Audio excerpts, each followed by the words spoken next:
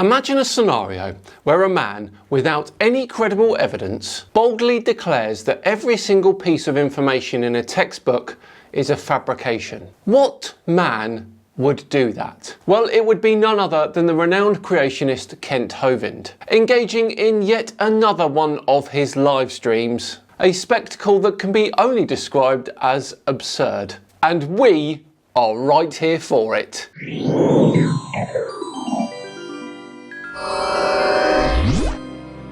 Hello all and welcome along to another episode of Tinfoil Tuesday with me, Simon Dan.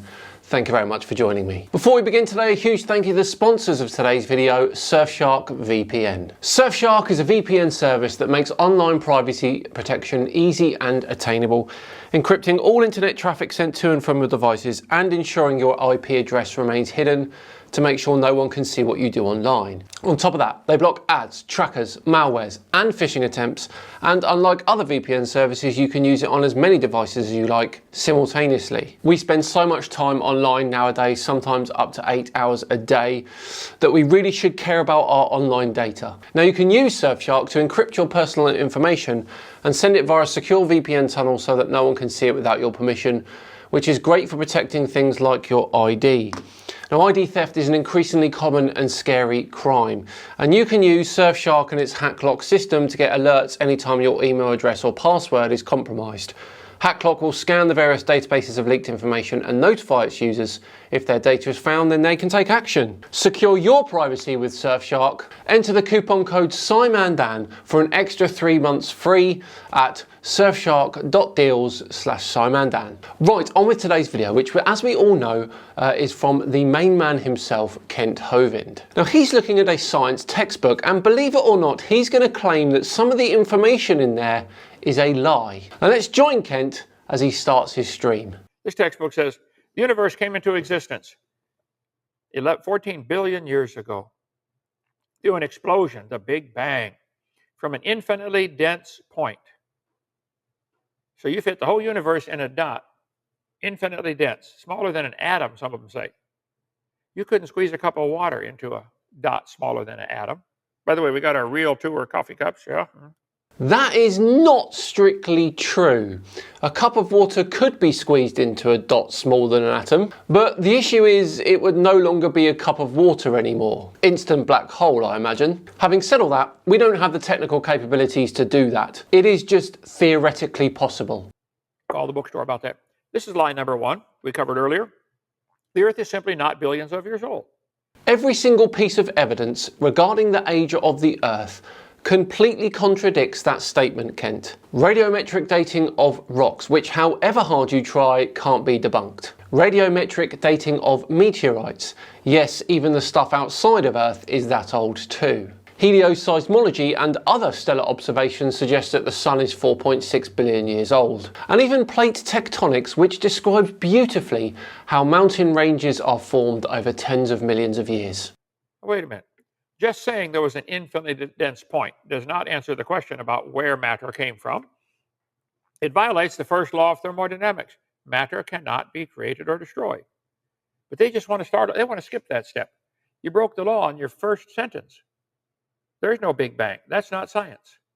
The Big Bang Theory, whilst poorly named, is the best theory we have right now on the origin of the universe. Now, it does not address the origin of the universe from nothing, but rather describes the universe's evolution from its earliest known state. The first law of thermodynamics, energy can't be created or destroyed, has its roots in classical physics. The conditions at the beginning of the universe do not apply here. This is more of a quantum mechanics relativity issue. That first law of thermodynamics requires a pre-existing framework of time and space, something that was not there before the Big Bang.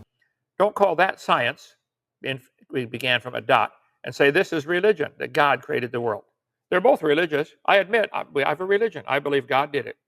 I didn't see it. I couldn't prove it scientifically. I can't reenact it, but I believe it.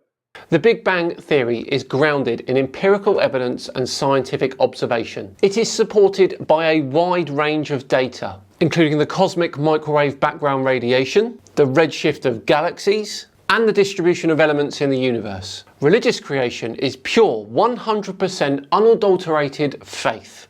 You cannot reenact it, and you believe strongly that there's a dense point in this between your ears if you believe that. But that's not science. They're both religion.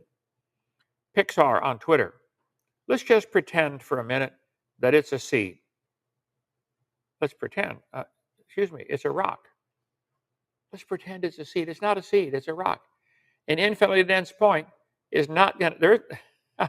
It's not going to expand into a universe we see today. Kent clearly doesn't watch Pixar films. I do. In this particular scene, Flick the ant was trying to show Dot, the smaller ant, how seeds turn into trees. He was using the rock as an example of a seed because a seed was not directly to hand.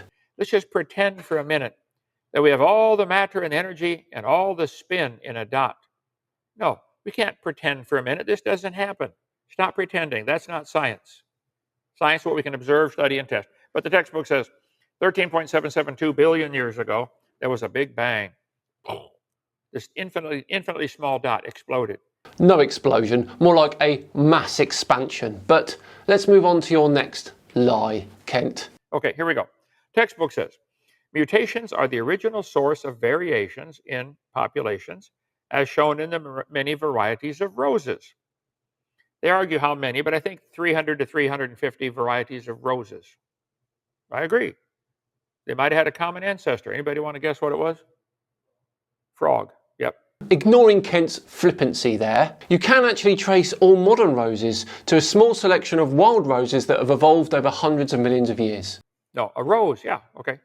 This is lie number 2. Mutations are not going to cause evolution. They only scramble existing code. Mutations are a crucial element at generating genetic diversity, which is the raw material of evolution. Far from merely scrambling existing code, mutations contribute to the dynamic and ongoing process of evolution, allowing organisms to adapt to their environment and ultimately driving the diversity of life on Earth. Evolution is based on several faulty assumptions. Mutations make something better. That's never been seen. Well, it has. One such example is in us, humans. The lactose tolerance mutation means that a lot of us can digest lactose into adulthood. Most mammals lose ability to digest lactose after weaning. That is making something better. And natural selection makes it survive and take over the population. That's never been seen. That lactose tolerance mutation has arisen independently. In different populations, a phenomenon called convergent evolution. Individuals with the lactase persistent mutation had higher reproductive success in dairy farming cultures. They could better exploit a consistent and valuable food resource, leading to better overall health and survival rates. Now, that mutation likely spread through populations that domesticated cattle and relied on milk as a staple part of their diet. And today, lactose tolerance is prevalent in populations with a long history in dairy farming. For example, it's found in over 90% of Northern Europeans. But even if it was true, evolution is a religion of death. Because if one animal evolves a little better than the rest have to die to make this work. Or the new improved gene gets blended back in, swamped into the population gene code.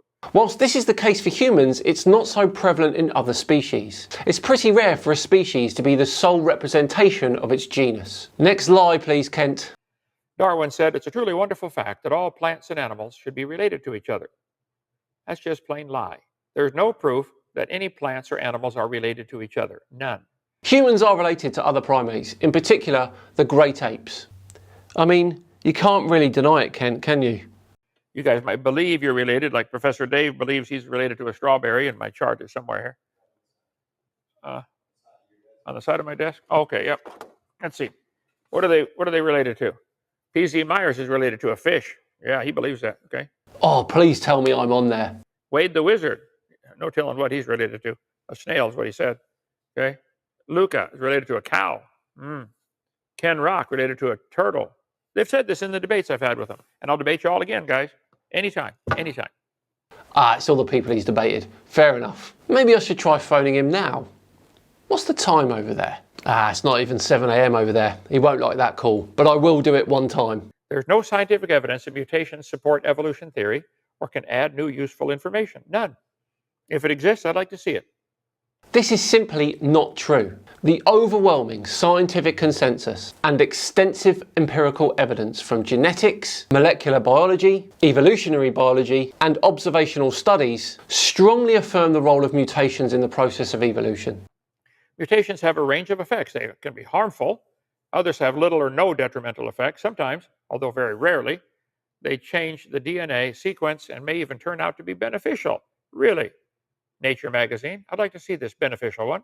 Kent, if there were no beneficial mutations, natural selection would have limited capacity to drive evolutionary change. You could argue that life on Earth would be very different. The mutations are random and some don't work out, but some do, and that is what drives natural selection. It's way more subtle than you think it is, Kent. Here's a short-legged sheep. That's a mutant. Not beneficial. He's the first one the wolf is going to catch, isn't he? And Kent right there has literally just explained natural selection. Bad mutation, sheep legs are short and it cannot run fast. Therefore, it's the first one to be caught by the wolf. Therefore, it cannot go on to breed and pass its genetics on for having short legs. You have literally debunked yourself, Kent. Here's a short-legged sheep. That's a mutant. Not beneficial. He's the first one the wolf is going to catch, isn't he? Not beneficial. He's the first one the wolf is going to catch, isn't he? He's the first one the wolf is going to catch, isn't he? Sounds so sweet, listen to a creationist confirm natural selection. Well, there we go. What do we all think of Kent's self-debunking there? Let me know how glorious it was in the comments below. And of course, if you think that this video is now going to be on the next episodes of Whack an Atheist, because I guarantee it will be. Thanks so much for watching today. It is truly appreciated. If you enjoyed it, please do consider subscribing to the channel, hitting that thumbs up button, and also sharing the video too if the feeling takes you. Just enough time to once again thank Surfshark for sponsoring today's video. Remember, use the coupon code SIMANDAN to get an extra 3 months free at surfshark.deals/SIMANDAN. I've been Simandan. Have yourselves a great day, and I'll see you all on Friday where we see Mark Sargent taking on an astrophysicist. Interesting. See you then.